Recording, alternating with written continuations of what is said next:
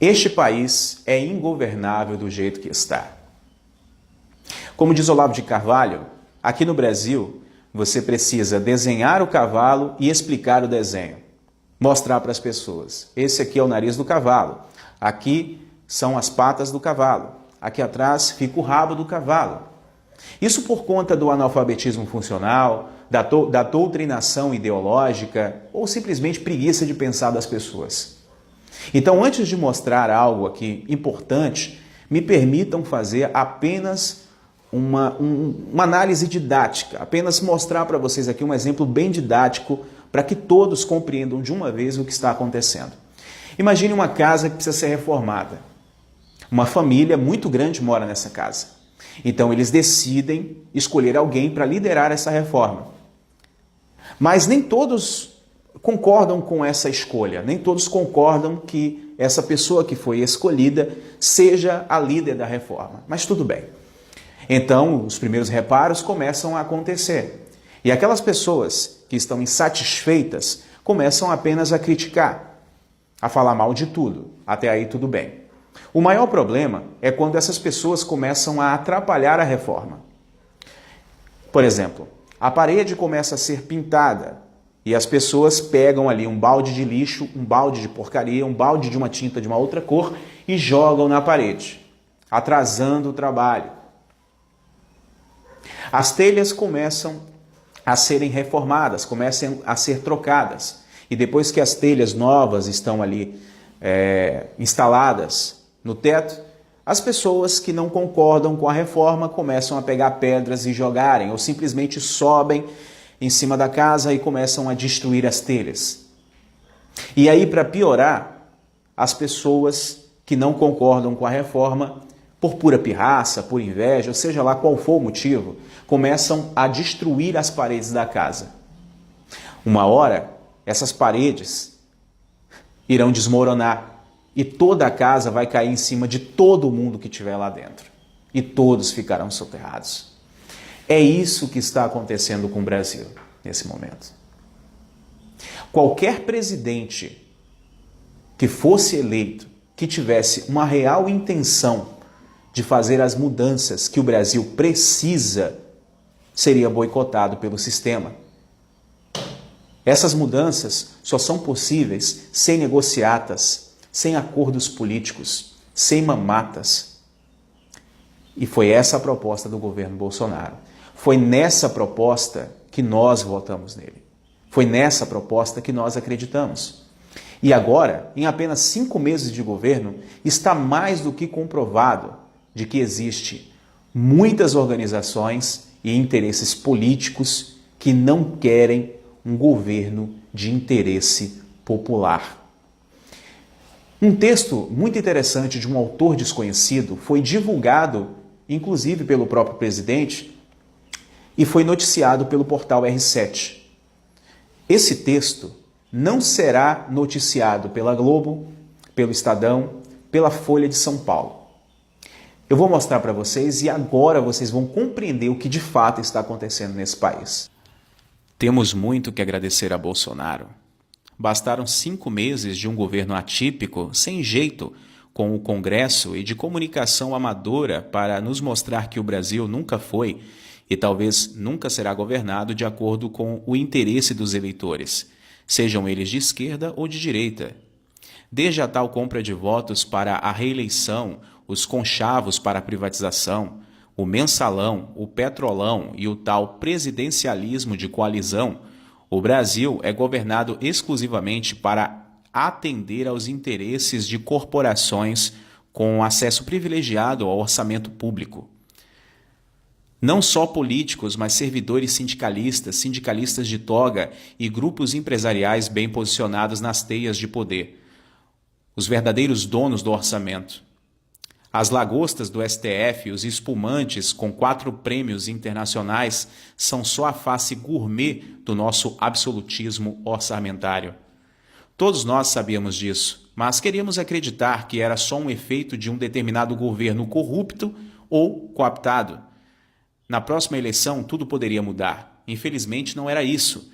Não era pontual. Bolsonaro provou que o Brasil fora desses conchavos é ingovernável. Descobrimos que não existe nenhum compromisso de campanha que pode ser cumprido sem que as corporações deem suas bênçãos, sempre a contragosto. Nenhuma simples redução de números de ministérios pode ser feita. Corremos o risco de uma MP caducar e o Brasil ser obrigado a ter 29 ministérios e voltar para a estrutura do Temer. Isso é do interesse de quem? Qual é o propósito de o Congresso ter que aprovar a estrutura do Executivo, que é exclusivamente do interesse operacional deste último, além de ser promessa de campanha? Querem, na verdade, manter os nichos de controle sobre o orçamento para indicar os ministros que vão permitir sangrar estes recursos para objetivos não republicanos. Historinha com mais de 500 anos por aqui. Que poder de fato tem o presidente do Brasil? Até o momento, como todas as suas ações foram ou serão questionadas no Congresso e na Justiça, apostaria que o presidente não serve para nada, exceto para organizar o governo no interesse das corporações. Fora isso, ele não governa. Se não negocia com o Congresso, é amador, não sabe fazer política. Se negocia, sucumbiu à velha política. O que resta se 100% dos caminhos estão errados na visão dos analfabelistas políticos? A continuar tudo como está, as corporações vão comandar o governo Bolsonaro na marra e aprovar o mínimo para que o Brasil não quebre, apenas para continuarem mantendo seus privilégios. O moribundo Brasil será mantido vivo por aparelhos para que os privilegiados continuem mamando. É fato inegável. Está assim há 519 anos, morto, mas procriando. Provavelmente continuará assim. Antes de Bolsonaro, vivíamos em um cativeiro sequestrados pelas corporações, mas tínhamos a falsa impressão de que nossos representantes eleitos tinham efetivo poder de apresentar suas agendas. Era falso. FHC foi reeleito prometendo segurar o dólar e soltando-o 2 meses depois. Lula foi eleito criticando a política de FHC e nomeou um presidente do Bank Boston. Fez reforma da Previdência e aumentou os juros. Dilma foi eleita criticando o neoliberalismo e indicou Joaquim Levy. Tudo para manter o cadáver procriando por múltiplos de 4 anos. Agora, como a agenda de Bolsonaro não é do interesse de praticamente nenhuma corporação, pelo jeito, nem dos militares, o sequestro fica mais evidente e o cárcere começa a se mostrar sufocante. Na hipótese mais provável, o governo será desidratado até morrer de inanição, com a vitória para as corporações, que sempre venceram. Daremos adeus Moro, Mansueto e Guedes. Estão atrapalhando as corporações, não terão lugar por muito tempo. Na pior hipótese, ficamos ingovernáveis e os agentes econômicos internos e externos desistem do Brasil. Teremos um orçamento destruído, aumentando o desemprego, a inflação e com calotes generalizados.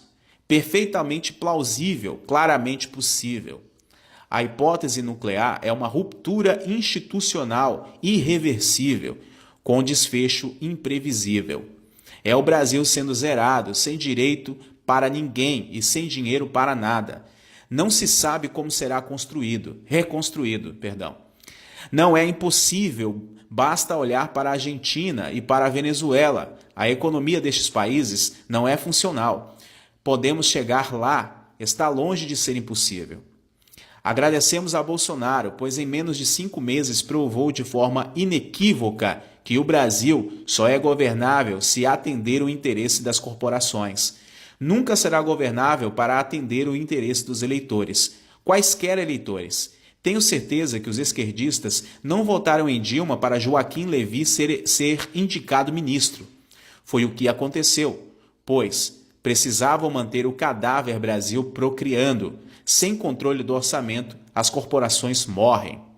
O Brasil está disfuncional, como nunca antes. Bolsonaro não é culpado pela disfuncionalidade, pois não destruiu nada. Aliás, até agora, não fez nada de fato, não aprovou nada, só tentou e fracassou. Ele é só um óculos com grau certo para vermos que o rei sempre esteve nu e é horroroso. Infelizmente, o diagnóstico racional é claro. Céu. Autor desconhecido. Mais claro que isso, impossível. Não é porque o seu candidato não foi eleito que o Brasil precisa afundar.